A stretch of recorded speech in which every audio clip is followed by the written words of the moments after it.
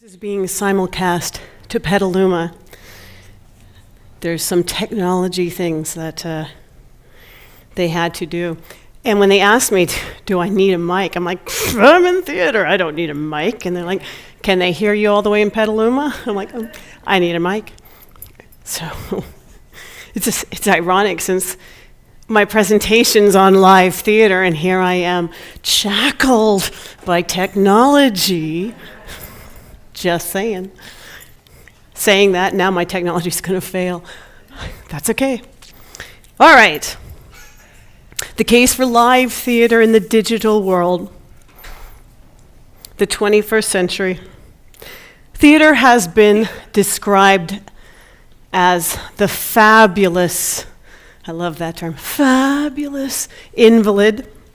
It was credited to George S. Kaufman and Moss Hart in 1938. And it had already been, by that, in 1938, Broadway was already being predicted as this theater thing's just not going to last. Not in the face of this new entertainment form, the flickers, the movies.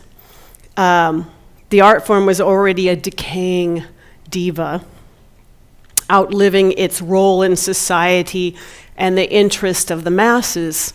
Theaters were being turned into movie palaces.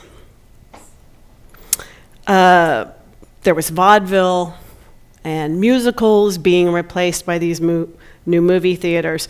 So with theater's natural habitat being turned over to this new entertainment, how could it possibly survive?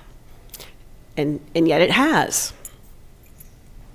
At the end of the 20th century, despite the birth of the talkies, color film, Panavision, Smell-O-Vision, yes, there was Smell-O-Vision, 3D movies, drive-in theaters, giant floor-to-ceiling, giant IMAX presentations, cineplexes, not to mention TV and video, live theater continued to draw audiences.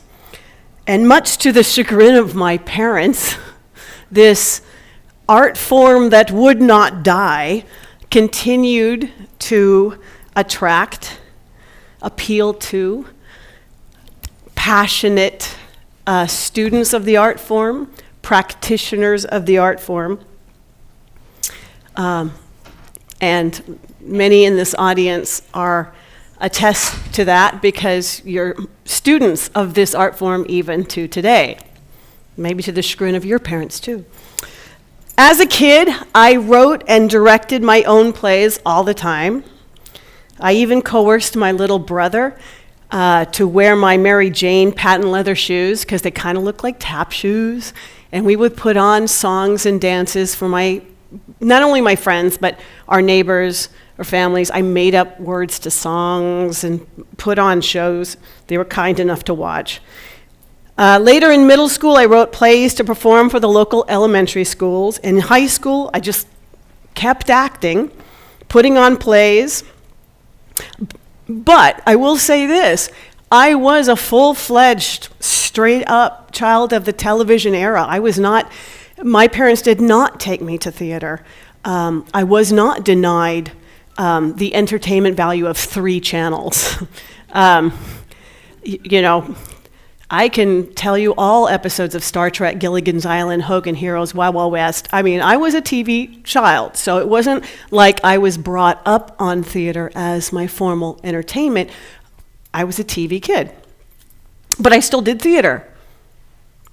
And it wasn't until I went to college, University of Washington, and I was getting a degree in theater, that somebody came up to me and asked me what my major was.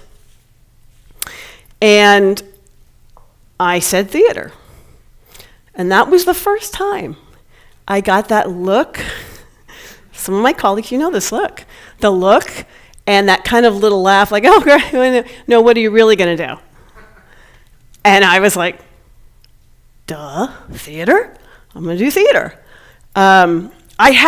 Somehow I did not get the memo about the fabulous demise, of this art form that I was studying. That was 30 some years ago. And I've been doing theater, live theater, ever since.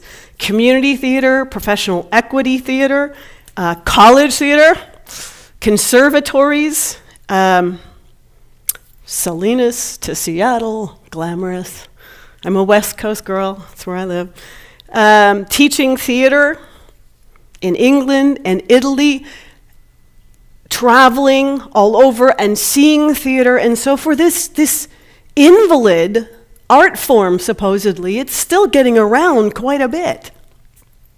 But now, 21st century, the digital era, has live theater finally met its match? The threats. The threat as identified by Craig Lambert in the Harvard magazine, 2012. The electronic and digital technologies have spawned an array of media from 3D movies to crowdsourced videos like YouTube to smartphones.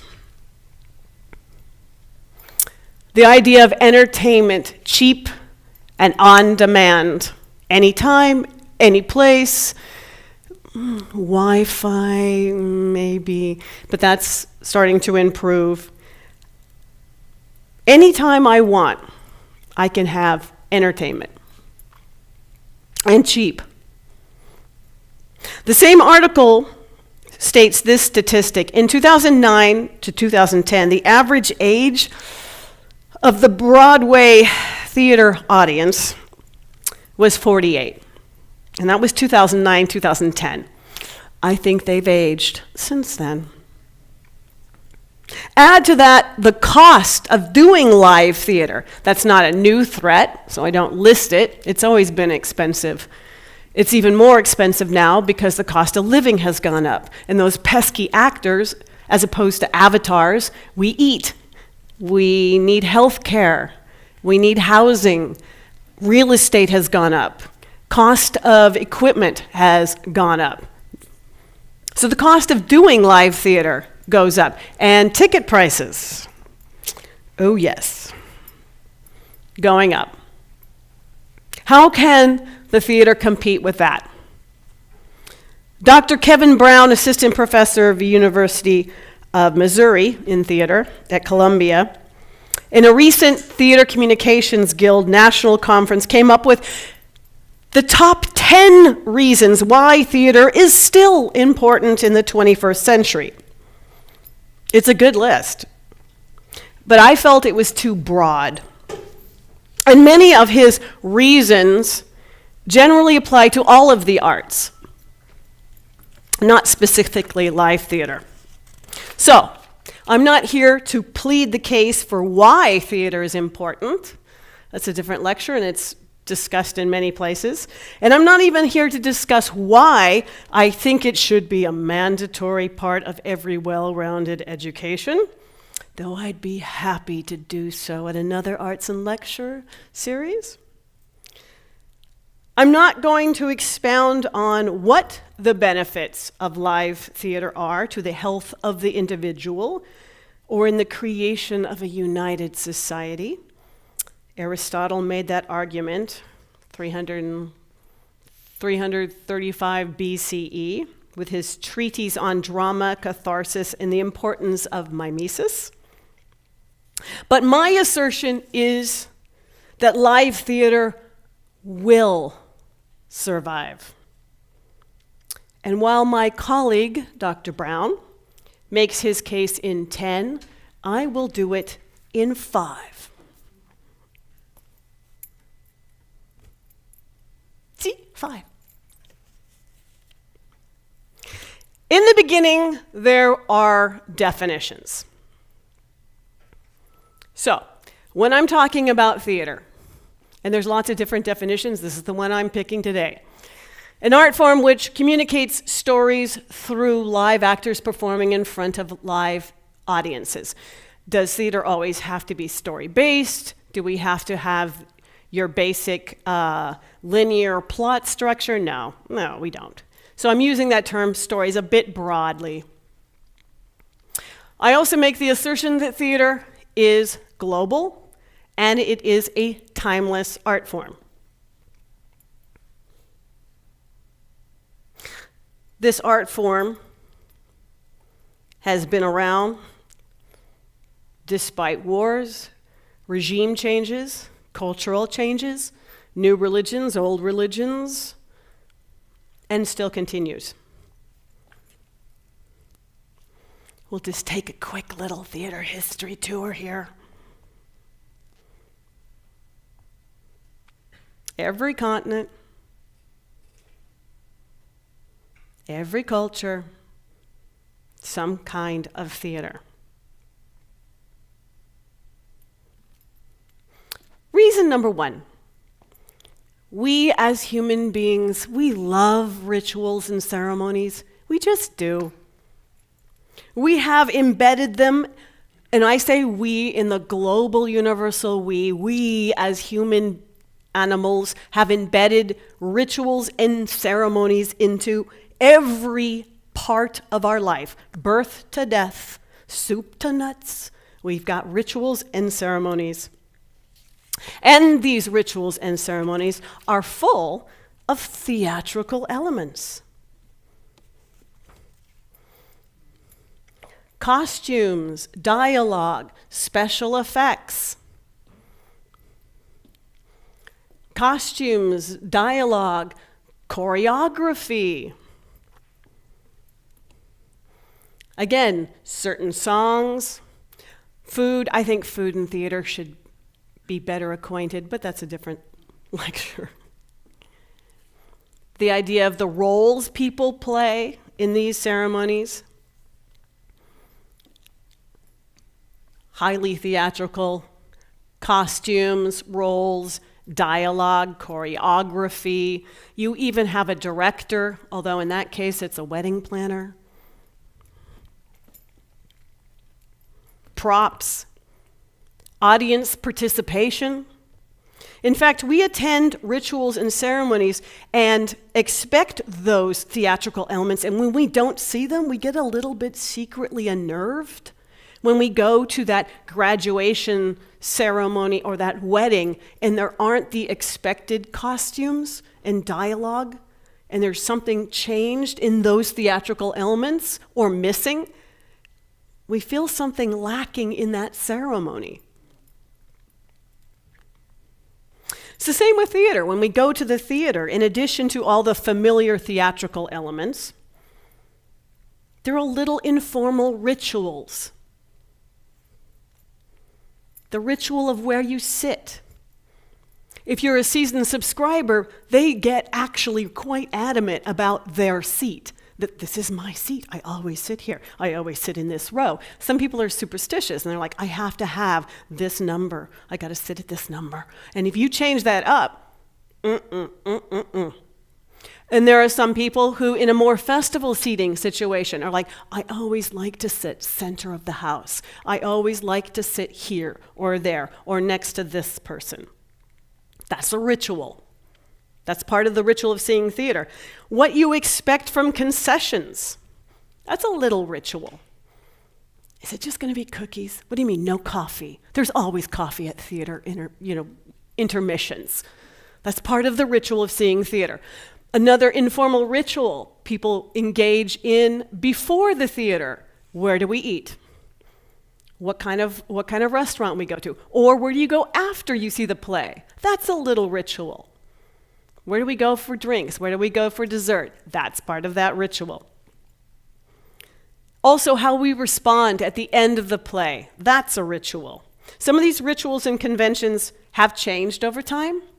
The idea of no food in the theater, that is changing. That is different in different cultures. How long a play is has changed. The kind of seating versus standing in the pit, some of these rituals have changed over time. Social media, the use of social media while you're watching a play, that is also changing. As technology and time is changing, our rituals in theater are also changing. But we human beings, we just love to create rituals. We do. And these rituals are always full of theater. Number 2, we humans, we love to hear and tell stories. As children, we hear and tell stories. Children make up stories naturally. Just on their own, they make up stories without our influence, creating characters, and they create dialogue and action, picking up rocks and sticks and creating characters that are fighting each other. Or Legos. We tell stories, we humans, we tell stories about everything. We tell stories about creation and the universe and how plants come to be. About big things, but also the little things. We tell stories about how that vase got broken by the cat, despite the fact my brother and I were throwing pillows in the living room. But that was not our fault. That was the cat. That's a story. You have told stories. You all have told stories. We continue to tell stories too. How'd your day go? Well, and now I tell a story. As adults, we hunger for stories. Narratives that explain our world and the actions of other human beings and why they do what they do to each other. We ask for stories to explain why things happened. And we get very upset emotionally, spiritually, intellectually when those stories are not forthcoming right away. When people won't tell us those stories, then we create our own. And sometimes those stories are noble, and sometimes they are full of fear.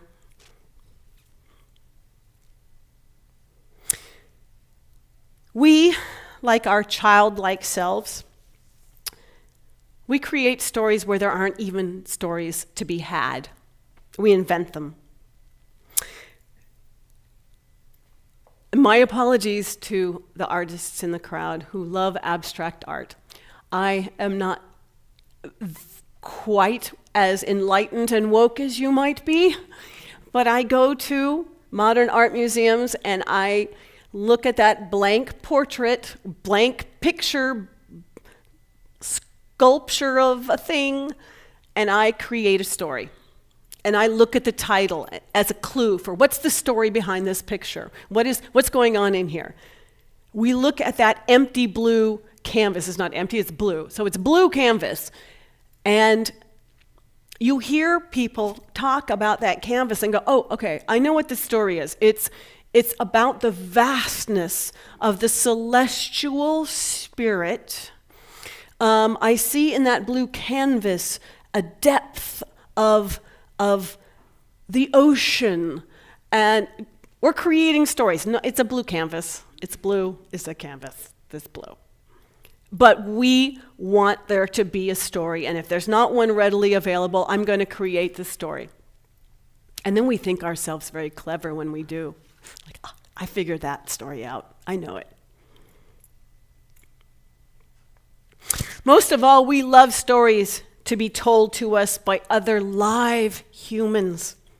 Live humans performing for live humans.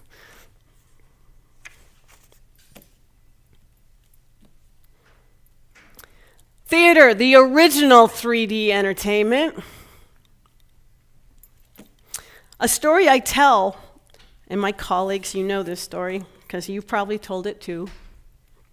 So I did not make it up. Apologies to the anthropologists into the crowd here. Involves what I believe, and others believe, to be the first theatrical performance way back in ancient caveman times. Og comes back from the mammoth hunt, and all his tribe are sitting around eagerly watching him. And he proceeds to act out this great mammoth hunt, playing both parts himself, the hunter and the mammoth, making sounds and gestures, retelling the story while his tribe eagerly watch. At the same time, the first theater critic is born. As Oog is watching, front row center, and leans over and says, "That's not a very believable mammoth." They're bigger and louder than that. That's not believable. A more recent and more scientific evidence comes from a 2007 study out of Florida State. This study, so fascinating, was on the effect of live versus recorded music on non-responsive patients in the hospice setting, as evidenced by physiological and behavioral states. It was noted that there was a significant and quantifiable increase in patient alertness and physical responses when the same piece of music was performed by live musicians over that same piece of music played via recording. The result was duplicated using human voice recordings of readings and singing compared to a live human reading and singing. It was tested in a variety of settings, from neonatal intensive care units, clinics for the mentally disabled, those with dementia, and cancer patients. This same test was recreated over and over and over again. Each time, patients responded more positively when the stimuli was provided by an actual living human being. Another explanation for our attraction to watching and listening to other human beings can be found in the work of a Yale cognitive scientist, Dr. Laurie Santos. She did a TEDx Broadway talk about why humans love theater. And in it, she mentions the concept of mental contagion, which sounds kind of scary, or the creation of empathy for fictional characters, the taking on of their emotions as our own. This concept also circles back again to Aristotle regarding the role of imitation or mimesis and catharsis, the idea of seeing a noble character struggling, suffering, and that we are united in that suffering. We are hardwired from birth to imitate. It's how we practice being humans. Lastly, in regards to the continued draw of live 3D over digital, I submit my very own presence in front of you. After all, it's not the Arts and Lecture film series, is it? It's you and me in the same space, breathing, coughing, making mistakes together, me talking, you listening, you thinking about what I'm saying, me hearing you think. Yes, I do hear you think. Number 4. Live theater is live. It's dangerous and unexpected. There's no rating system yet to tell you about the content when you go see live theater. We do our best. We've been doing more here at the JC of saying, well, you might want to consider 14 and above or 12 and above. But still, even that, you don't know. You don't 100% know what you're going to get when you go see a live theater show. There's no editing. There's no filters or safety nets. Actors, you know this. We, the audience, you, the audience, me, the audience, when I see it, we hear and see the good, the bad, the uncomfortable. No matter how many days or weeks or months a group of actors have rehearsed, once the lights go up, the curtain opens and all bets are off. Unlike the film director, who can go in and fix that shot, fix that line, cut that moment out in post-production. As a theater director, I'm helpless. That's so hard. That is so hard. I'm helpless. Once that curtain goes up and the lights go up, the audience sees what they see, no matter what I've directed those actors to do. The actors, the audience, the crew, we're all experiencing the same thing in real time together. I do know some directors who leave the building or leave the theater because they can't watch it. So maybe they're not experiencing it. I'm not one of them. I do stay because I want to be a part of that. I will suffer through with everyone else and watch whatever mistakes happen, whatever triumphs happen. I'm sharing that. But we all know that that performance, that moment on stage is transitory. It's unique. It won't be the same tomorrow night, the next day. That's exciting. And we all know it. We all know we're seeing something that's happening right now and only now, and it'll never be that now again. Actors are trained to cover all mistakes. Looking at my 10A students. So the audience doesn't notice, but audiences, we do notice. Sometimes we're aware that a mistake could happen at any minute. That drop line, that prop that's not there, that piece of scenery that doesn't quite work, the door that doesn't open, the stuttered line, that costume malfunction. And secretly, there's a part of us, well, maybe just me, that kind of wants to see that, to remind me. We're so used to seeing that packaged perfection of entertainment on the screen that when I see live theater, there's a part of me, if I'm honest, that wants to see that moment that I go, no, this is live.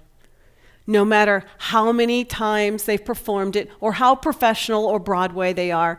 I was in London some years back and the West End, and I was seeing a production of Wicked, which they had been performing for years and years and years. Professional cast performing Wicked for years and years and years. And you're thinking, this is pretty standard for them. That what could possibly, they must have ironed out every mistake. They were dancing around with these puppets that had a drape around them for the rest of the costume. So you didn't see the actor. They were moving it with a pole, and you saw the head, but you never saw the actor underneath because of this drape. Well, at some point, and there's about 7 or so of these dancing heads, one actor steps on the drape and pulls it off of the costume.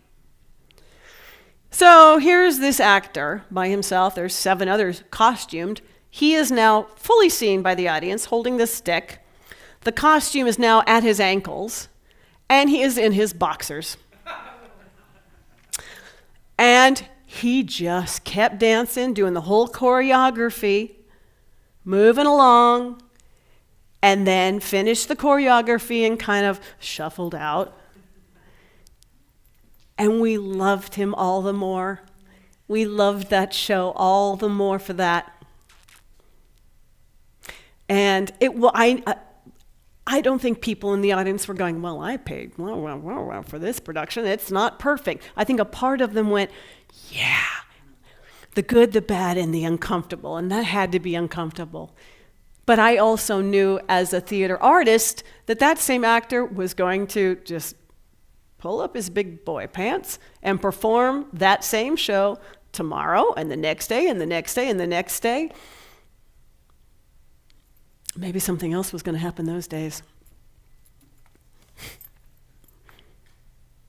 But it was. It made that experience real and admirable. Stage and screen actor John Lithgow describes it as a kind of tremulous fragility, because anything can happen, a kind of breathlessness. There's not even a guarantee regarding absolute start and end times with theater. There's no button that you push and go, okay, this play's going now. Lights could come up, but if the actors aren't there, there's no play. You never know. We may hold the house. Somebody may be sick. Audiences, you're part of that production. You're part of the live event. If you're not all seated, sometimes we don't start the show right away. I'm not encouraging lateness, by the way. But the fact that your presence affects what you're going to see. Depending on the audience reaction, the backstage crew efficiency, and the health of the actors that night, that 2-hour comedy may be an hour 45. Somebody forgets a page of dialogue, it becomes a much shorter play.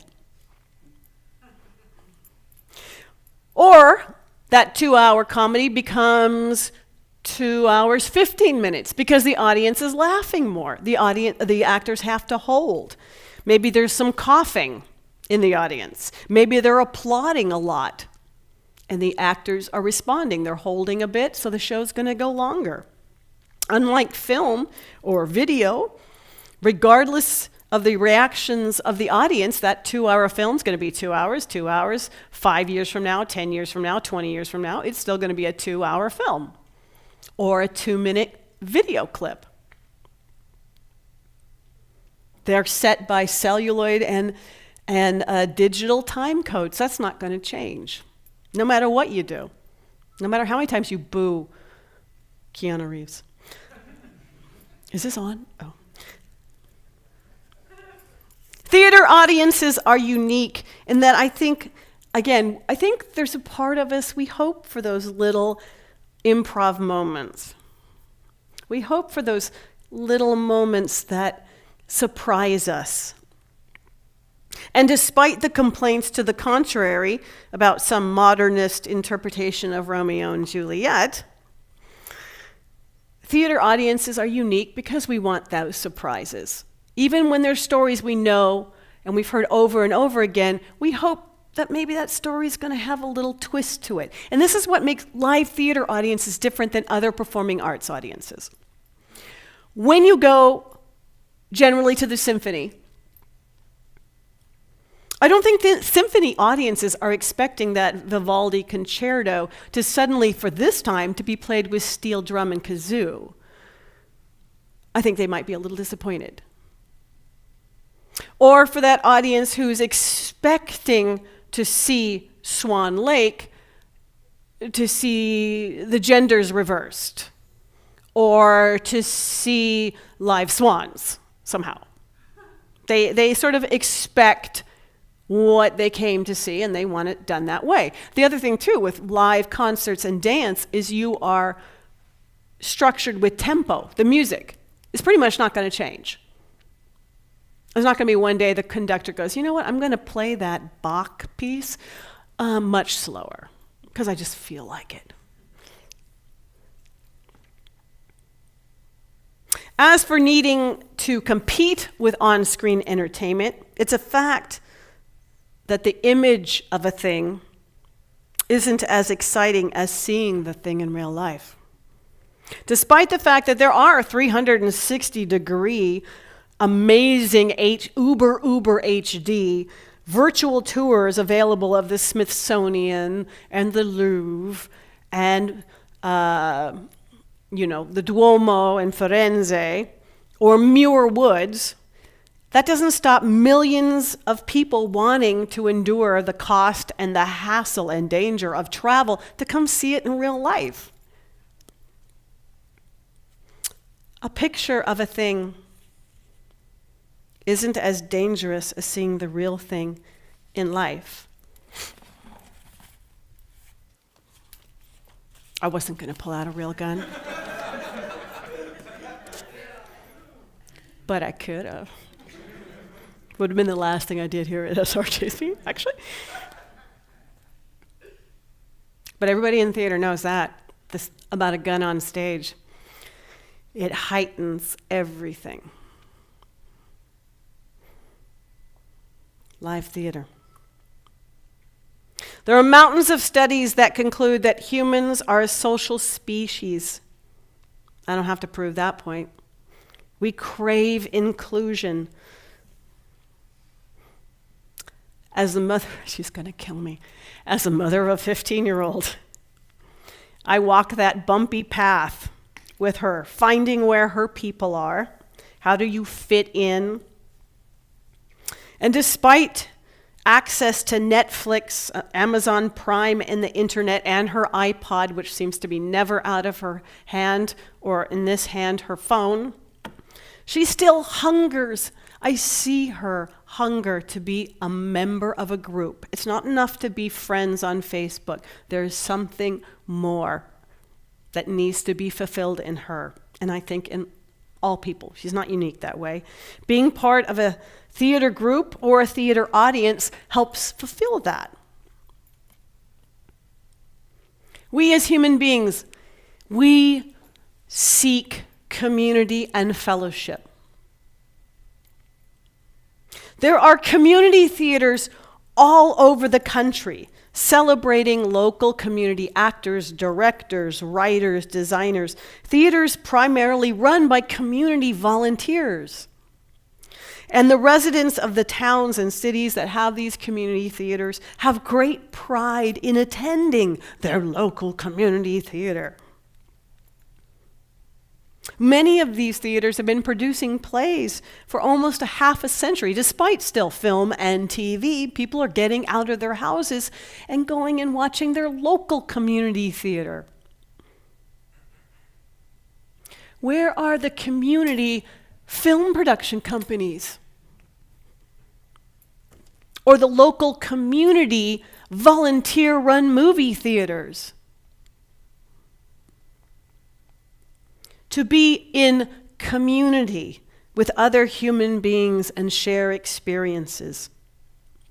Diane Paulus, artistic director of the American Repertory Theater, found that younger audience members want to socialize in the presence of others. This is bizarre to me, but interesting. It's kind of like in the Elizabethan period. Yes, you could sit up in the balcony, sure, in the galleries and sit up there and watch the play.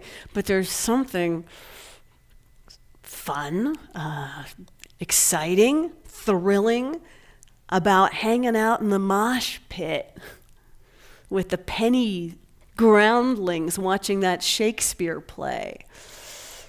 There's something visceral about it.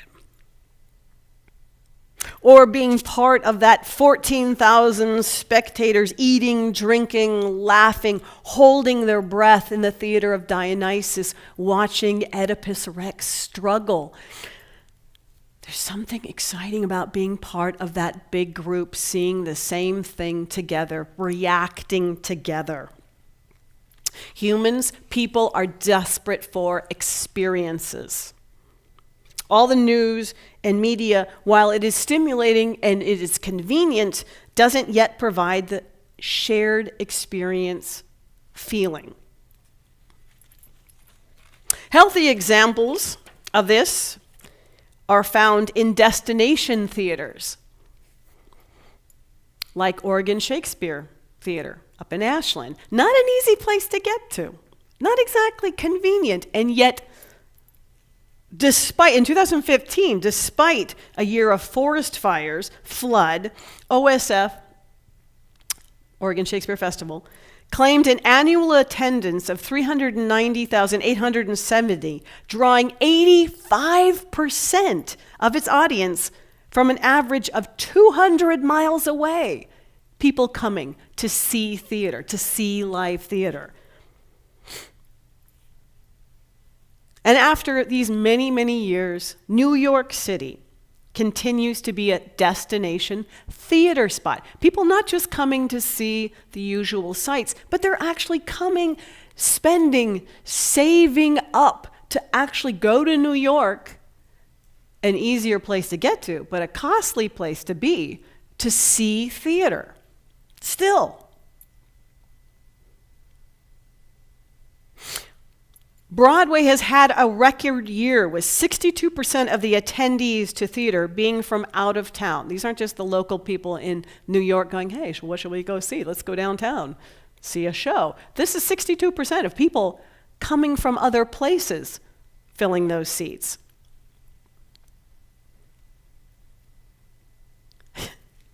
Yeah, apparently a lot of people still want to see this invalid. I also find it interesting that the most popular, or one of the most popular shows currently on Broadway, breaking all the attendance records, is also one of the least technologically advanced. It has some special effects, but it's not really a lot of bells and whistles. It's actors, live human beings, tell the story of another human being who died a long time ago, being told acting, singing, dancing in front of other human beings. It's the number one show. I suspect there's also that's the reason why so many mega churches have come into existence. This is another lecture, someone else can do it. This digital age gives us a lot of entertainment. It doesn't give us fellowship.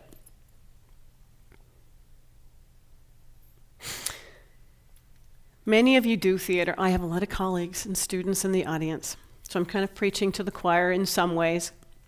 You already know the power of theater to tell stories, to inspire hearts, to present ideas and messages, to create a united community out of an audience of strangers. Then I end this lecture with a humble request. In response to the current socio-political tensions, concerns over the free exchange of ideas, and an atmosphere of divisiveness and fear making many of us want to withdraw from community, I borrow from Kenny Leone, who artistic director of the True Colors Theater Company in Atlanta, Georgia. And he suggested, as do I, use this opportunity to bring one new person to the theater, to sit in the dark next to a person who doesn't look like them or think like them, and share our stories. Human to human, each in the presence of the other, laughing, shouting, singing, crying, coughing in real time together. And then in the end, we all perform that ritual of appreciation and closing. We applaud. Thank you.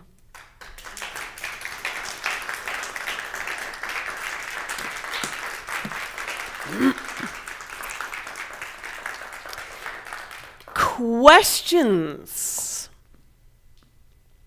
And I will bring one up. There was so much material that I could have put in that I didn't. But one of the things I really wanted to put in is something that I struggled with, which is, and I know that you have them here too at your theater, the broadcast of the National Theater productions, where it is live theater being broadcast. And I say this understanding the irony that I'm being simulcast into Petaluma. I'm not live there. How did that affect the National Theater? How did that affect their audience? What were their concerns about broadcasting worldwide some of their plays? Was that going to affect their live audiences? And it was a fascinating, another TED Talk, love TED Talks, with David Sabel, who is their digital media person at the National. And he was asked that exact same question. He was asked, were they concerned that this new broadcasting of their plays was going to cannibalize their live audience? And he said it hasn't. In fact, it's done the opposite. It's brought people to the National. And he cites one specific show where they really studied this, One Man, Two Governors. had been running at the National for some time. And during their last performance of it in the National Theater, where it was originally produced, they were going to move it to the West End later, but this was the last performance at the National, they did a simulcast broadcast for free. They broadcast it at the Waterloo Bridge, giant screen, free, anybody could see it. It was on TV. And this was before the very successful UK tour, the very successful continually running on West End of this show, and before it came to Broadway. So apparently here was a free broadcast of this play, and yet people were still going to see it. More people wanted to see it live. So they found that that has not affected their attendance to the theater, but in fact brought their theater to communities to whet that appetite of, now I want to be a part of that audience. I want to see it live. I want to ask you about attention span. Mm-hmm. It seems to me like, especially the young people and their devices, attention span is much shorter than it used to be. And I think it's quite troubling. I don't want those to be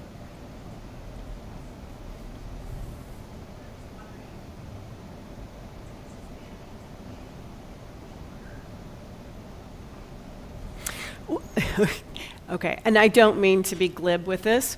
I really do think food has something to do with this. It's a lot easier. People do moan the fact that, like, well, back in the day, plays used to be 5 acts, in fact. 3-hour-long plays. Look at Shakespeare. Shakespeare performed without any intermission. They must have an amazing attention span. Well, you're also being able to buy food during the show. It's kind of like a baseball game. There are people, oranges, mead, turkey legs. Well, it's very Ren Fair, but still, you could eat and watch the show. And I've talked about this in my multicultural class. The idea in Asian theater, it's tradition to eat in my seat. And so we're not having to go get snacks. We can eat. It's a whole event, right? So I think food and theater helps attention span, because I know that's true with kids. But despite the fact that and I grew up with that half-hour TV show, and yet if you tell me a good story, I'll sit for a lot longer. Anybody who's been a parent, you know this with your kid. You can tell that 10-minute story or 5-minute story and hope. Short attention span, they're kids, right? 5-minute story and done. No, tell me another. No, tell me another. And it's not because they don't want to go to bed, although that's part of it. They want to hear a story. More story. Tell me more stories. Keep having fellowship with me. Keep taking me to exotic, interesting places. I think we are capable, and kids prove it over and over and over again with their ability to listen to stories. If you play a good story, they'll listen to it. I think there are neurological studies going on now about, how much information we can take and how that's affecting our hardwiring. Whether it is a 5-minute play or a 3-hour play or a 10-hour play or a play that takes place all night long through the night, if it's a good story with characters and ideas and passion, it's still live theater. I was going to say, there's been a resurgence or a continuum of epically long plays Yes. that are extremely successful. Like Berkeley Rep now is to Remount Angels in America, which if you go to Angels America, you see both parts in one day, you're there for 8 hours. Yeah. And people, I don't see a decrease in that. There's a show in London that takes 6 hours to go through. There seems to be The experience. We long for the experience. Go ahead. Yeah, thanks for your presentation. And I agree with much of what you say. And I think one of the obstacles to continuing live theater continues to be the cost. So, you know, in JC, we make theater accessible. We support it that way. But then, if you want to go see Hamilton, or you want to go see some of the amazing plays in New York, or even going to Ashland, Yeah.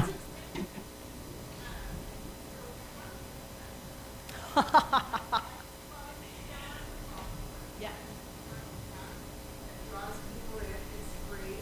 The ancients had a lot of ways of addressing that, and you mentioned this re-engagement with citizens. You know, how do we make performances more accessible? Because I think a lot of people would support my theater if it didn't cost so much. Oh, I absolutely agree. Absolutely. And I would, boy, I wish I had that magic bullet. I'd be a very in-demand person if I knew the answer to that. I think we can look, like you say, there are a lot of models out there of accessible theater, making it part of the normal, I guess, rather than the exotic or luxury experience of the, oh, well, I'm going to see one show, it'll be on Mother's Day, I'm going to take my mom, I'm going to save up, and we're going to go out to dinner in San Francisco, and we're going to go see Hamilton, and that's theater. I think some of it can be found in, I bring up community theater, I'm starting to see a resurgence of that, of people involved at a very ground community level of doing theater. Quality, I'm not going to debate that, but I think it's that reappreciation of theater, not just as a luxury item for others, but as something that is ownership, something that I can do, something that I'm interested in, something that I can see locally. And I think that's going to build up to support of theater, more subsidized theater, as an important role in. It seems like more than ever we need to practice being humans again and what humanity means. And if theater is that gymnasium where we need to practice that, then hopefully others will see its importance and start helping to fund that. But I really don't have the magic bullet answer for that. Well, ticket prices are higher in the United States than they are anywhere else Yeah. in the world, from what I've seen. And I'm going to get on my soapbox for a minute, but that's because, except for the 4 years of the Federal Theater Project as part of the new theater, just in that period, come see, it can't happen here, we're opening this Friday. That was the only time the United States has ever had a nationally funded theater, and we are the only industrialized nation in the world that does not have nationally supported theater. Theater is expensive. It has always been supported. The Greeks, it was an honor to be the rich person who paid for the production. It was a civic duty. It was like, Needed to be yeah. the person who would pay for it. The arts, think about the fine arts studies, our Renaissance and patrons. It takes support from a government to make it happen. And if you don't have that, yes, you're going to be paying that much to see. Yeah. Yeah, and then theater will always be considered something, a luxury item, a thing of the elite. Yeah, the privileged get to see theater instead of seeing it as a human right. I was just going to tack on to that. It seems to me, and going back to your statistic about 61% of out-of-towners going to New York to see 62. and it seems to tie together, along with the ticket prices being higher in America than in Europe, that somehow or other the United States is very ego-dominated. And if the cachet of going to Hamilton allows me some sort of prestige in Clinton, Iowa, and I can go back and say, I went and I did this, it seems to me that that is a driving force that makes people feel that it's exclusive, and because I can go, I fit in there. And I'm wondering, is the real desire to experience the communal ritual that you spoke of a part of that mentality, or is it an externalized view that maybe if I fit in, I will be considered better. Well, yeah, I think that's that exceptionalism of I can afford it. Can you? Look at me. I have my. Well, and that goes with the Renaissance, good or bad. I have my pet theater. I have my own playwright who writes plays on behalf of me. I think the idea is butts in the seat. However they got there, whatever is their motivation for why they're there, because they're like, oh, look at me, I'm artistic, I'm going to see a play. Great, I'm happy you're there. The kids that are brought in because it was a forced field trip, great, I'm happy you're here, you got in the door. And those people are experiencing the same thing as that person up there who paid $500 for that ticket, who's there because it's fashionable and they can go back to Clinton, Ohio, and say, I went and saw Hamilton. And Lin-Manuel really, and I'm using Hamilton as a perfect example of that, he really embedded in his show, as much as he was able to, the ability to have lotteries, the ability to bring in kids, the ability, it's brilliant to bring all of these different classes together in that same audience to experience that story. I wish other people had the power he does to be able to dictate that kind of thing with the audience. I'm going to dovetail with what Leslie said, Leslie McCauley, about, I think part of it starts with how does your education system, government, see the theater as important, and it starts with children. At the Vic, and this was Kevin Spacey, ironic, not British, he was asked about the educational program and audiences to come see his shows when he was artistic director in London. And he said, too often in American theaters, schools, the cheap seats are given to people and they're way in the back. They're like in the nosebleed section, they're in the like back galleries behind the post. That's where we're going to put the school kids, the subsidized, cheap seats. And his philosophy was, no, you put them right up front. Absolutely. Give them the best seats so they can really see theater and experience it, and that's going to give them a love of it. Not forcing them to come see it and then giving them the crappiest seats. Give them the best seats so they can start to love theater, see that they own it, it's part of them, and then later on, when they become voters, when they become people who vote on where does their taxes go, they will appreciate and fund the theater because they learned at a young age, it's for me, and I love it. It's exciting. I felt part of something because I was right up front and I saw those actors. How exciting. I think that's how we do it. We build people who love theater and feel that it is for them and a part of them, and then they will support it. Other questions? All right. Thank you so much.